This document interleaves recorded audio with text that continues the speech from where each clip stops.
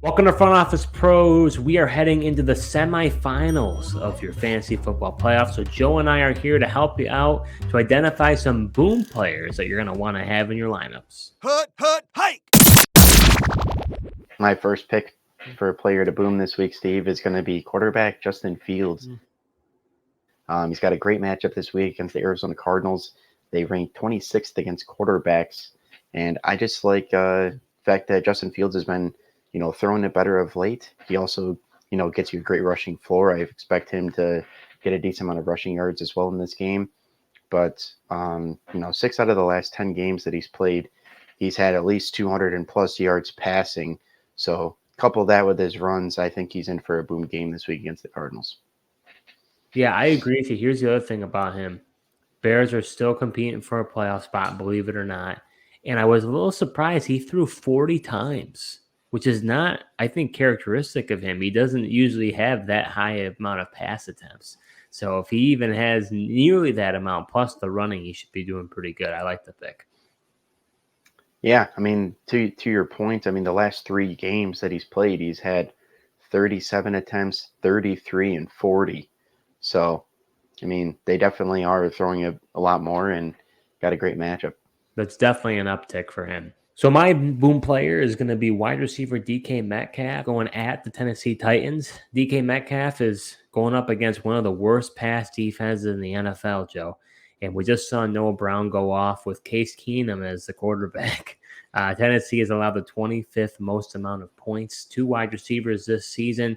Over the past month, only 3 players have scored 4 touchdowns. That's Deebo Samuel, Mike Evans, and DK Metcalf. I think the hot streak continues.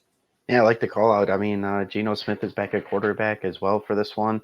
Like you said, a really juicy matchup. And, DK's been a kind of up and down player this year, but he really made some great catches in that last game against the Eagles and expect that to continue into the matchup against the Titans. But my next boom player, I'm going to go with wide receiver Chris Olave, coming back from injury this week. I like his matchup against the Los Angeles Rams this week. Actually, it's a Thursday night game, so be prepared for that. But the Rams have allowed a combined 412 receiving yards and 5 touchdowns to wide receivers in their last 2 games, because there was a time where you kind of wanted to avoid the Rams defense, and they weren't really giving it up in the passing game. So that is why you got to, as we say, look back to the last 2 or 3 weeks and really get a sense of how defenses are doing as things change. But Chris Olave is on a streak right now where he at least has reached 100 yards receiving plus or gotten in the end zone, and I expect that to continue in this one. I think this is a good call out by you, because when you're in the semifinals, you don't want to risk it and then lose. Are you going to be aggressive? Are you going to be conservative? Chris Olave, hasn't been healthy. So we've already heard reports that he is going to play in the game, and I like him. And I don't know this number off the top of my head, but I have to imagine his target share percentage is going to be super high because there's nobody else to throw to in that offense. Everybody's injured. So, I mean, obviously, Derek Carr does like to dump it off to Alvin Kamara. He does that a lot. He's captain check down, as you and I like to call him. But I like the play at Chris Olave. I think it makes a lot of sense. Yeah, for a while there was disappointing, with Carr just not willing to kind of trust him, and they weren't on the same page for a while. But that has definitely changed recently. Over the last 3 games, you mentioned target share. He's had 10, 11, and 11 targets over the last 3 games, so that's really changed. And for once, the New Orleans Saints offense, you mentioned they were injured, but they're going to be relatively healthy in this one. Juwan Johnson's back. Rashid Shaheed, was back last week as well, so he's going to continue to play this week. So they got the compliments, and expect Olave to do well. Yeah, on top of my head, that's probably above maybe 20-25% target share percentage. I don't know off the top of my head, but that's what I'm kind of thinking.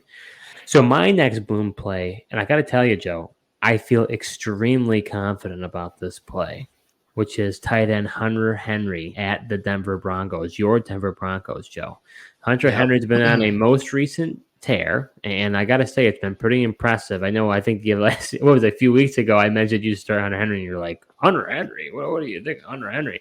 Well, over the past 2 weeks, Henry's been the tight end 4 each week, scoring over 19 fantasy points, which for the tight end position, Joe, as we know, that's fantastic because that position it's painful for them to be able to score points. Now he plays your Denver Broncos, Joe, and I've been talking about, I feel like most of the year here, Denver has allowed the most amount of points at the tight end position this season.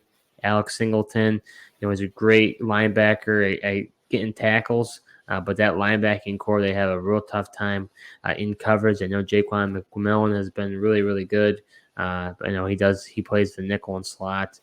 But it still seemed to not change what's going on at the tight end position. So I like Hunter Henry a lot this week. I would dial him up. Yeah, I liked your Hunter Henry call out. If you didn't do it, I would have. I actually just picked up Hunter Henry in a league that I'm still in the playoffs and going to play him against my Broncos because just saw Sam Laporta last week actually torch them for 3 touchdowns. Not saying Hunter Henry's going to do that, but Bailey Zappi, this guy is targeting Hunter Henry a lot, and he really looks to him in the key moments on third downs. Hunter Henry's been pivotal in the first down area and even in the red zone. He had 2 touchdowns in that game against the Chiefs last week. So are you enjoying this video so far? Well, if you are, show your support to our new channel by hitting the subscribe button and liking this video. We'll be creating videos all NFL season long, so you're not going to want to miss what we have in store. But for my next boom player, I'm going to go with running back Saquon Barkley. He's coming off of a down game last week against the Saints. 9 carries, 14 yards, and 2 targets of 23 yards. For whatever reason, Giants offense as a whole just couldn't get going against the Saints. Tough place to play. They got a good defense. But at one point, the Eagles were, a tough run defense and a team to avoid. But the Eagles are 23rd against running backs over their last 3 games. So just another, moment to keep track of these things over the last, few weeks as things change throughout the season. Really got to stay up on that and stay flexible. And I think Barkley's going to have a rebound game. Yeah, and I think this is an opportunity where a division rival can capitalize on a team that's just on a downward spiral. For whatever reason, right now, the Eagles are in a complete funk. You even heard Jalen Hurts after the game just saying that, I forgot exactly what he said. It was something along the lines of, we don't have heart or something like that. Kind of in a way, a shot towards his teammates. I don't think he meant like that. I think things can be misconstrued in the media. It's just probably frustration bubbling over. But, when it comes to Saquon Barkley, it's a risky play because, he has that offensive line is in shambles. Can you really trust and rely on him? So I don't know, Joe. I don't know if I trust it, to be honest with you. I don't know. He might do okay, but I don't know. I think it's a little risky for my blood. Definitely is risky, but I think he's still the main guy in that offense. He's going to get the opportunities. And, we just saw Kenneth Walker have a really good game against the Philadelphia Eagles too, in that Monday night game. And if Kenneth Walker do it, I'm sure Saquon can do it. So the next guy I'm going to talk about is a running back, and I'm going to tell you that you should play him over Saquon Barkley, and that's running back Chuba Hubbard going up against the Green Bay Packers. I know I'm recommending a Carolina Panther here, but over the past month, Chuba Hubbard is second in the most amount of rushing attempts for running backs. Over the past 3 games alone, he's averaged roughly 23 carries a game. Right now, the Panthers' offense is honestly just running right through Hubbard, and he has a fantastic matchup against the Green Bay Packers. The Packers have allowed the 25th most amount of fantasy points to the running back this season. I think that Chuba Hubbard is going to get the volume. The question will be, does he get in the end zone? If he gets in the end zone, he does really well. Wouldn't be surprised if he possibly even gets 2. 2? The Panthers' offense is going to score 2 touchdowns? Maybe. Man, you talk about me. Does Saquon Barkley is risky? You're recommending a Carolina Panther player. That's risky business in my book. All right, for those who are watching, we're doing a poll. Who would you rather start, Saquon Barkley or Chuba Hubbard? Put it in the comments below. We want to hear your thoughts. Are you on Team Steve or Team Joe? I like it, Steve. I like it. But, it's interesting. He does have a good matchup against the Packers. Rashad White just had a good game against them last week. if there's ever a week for, Hubbard to impress, it could very well be against this Packers defense. But for my last boom player, I'm going to stay in the flames here with tight end David Njoku, and Joe Flacco I has see what you did absolutely. there. What's Was that? that because Njoku burned his face? Is that why you said you stay with the Flames? That is not why I said it, but I mean, that is quite fitting. I was not intending that, How Steve, but poetic of you, Joe. yeah, that is pretty poetic. I guess you give me a little too much credit. I'm quite that clever, but I'm mainly staying in the flames with this guy because I mean, in a PPR league, he's last 2 weeks he scored 27 points and 26 points, and he's had 22 targets over his last 2 games, and he gets the Houston Texans defense, who's 29th against tight ends right now, and Joe Flacco just continues to look to his way. He's also got 3 touchdowns over his last 2 games. So I like him to definitely find the end zone and still be a big part of this Cleveland Browns offense. Since Joe Flacco has become the quarterback, it's amazing the emergence of David Njoku. It just goes to show that we can't. This is my tangent here, okay? I feel like you can't like rule off a player because Njoku was a guy that was like, he's up and down. He's inconsistent. He's not all that good. The Browns give him a huge contract. And then the right quarterback comes along, and all of a sudden he's just a world beater. You know what I mean? Like he's an absolute game wrecker. So it's just one of those things that sometimes it just isn't the right fit, and who knows when Deshaun Watson comes back next year, what it will mean for him. But right now, I'm with you. I mean, the connection that Joe Flacco and him are having right now is unreal. Yeah, definitely. I mean, it never denied David Njoku's talent. I always questioned why in the world the Cleveland Browns didn't use this guy more and just get him involved. Apparently, it was just strictly quarterback play. I mean, we saw even he get a bump when DTR took over compared to Deshaun Watson, and now it's just even more so. I mean, you got Joe Flacco back there, the pocket passer, and he's just finding Njoku wide open these days. Yeah, you've been saying that for a long time. And I think it does help with Nick Chubb being out for the year. If Nick Chubb was still there, they might not be having Flacco throw it as much.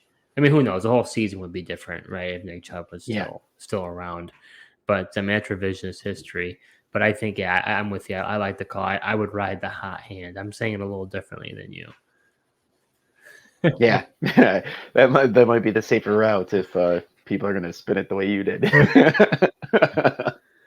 So my last boom player is going to be, well, actually, I'm going to do a little tease here. The semifinals of the playoffs does not have great matchups for the top quarterbacks. Lamar Jackson's playing the 49ers. Brock Purdy is playing the Baltimore Ravens. Tua is going up against the Cowboys. And then Mahomes, Jalen Hurts, and Josh Allen have been sort of in a funk these past 2 weeks. They haven't been all that good. So, I do like Allen in his matchup against the Chargers. I'm not talking about him. But it begs the question, who do you start? It's a really risky aspect as a quarterback. I mean, depending on your settings and the amount of scoring, the points they have, it's a big deal.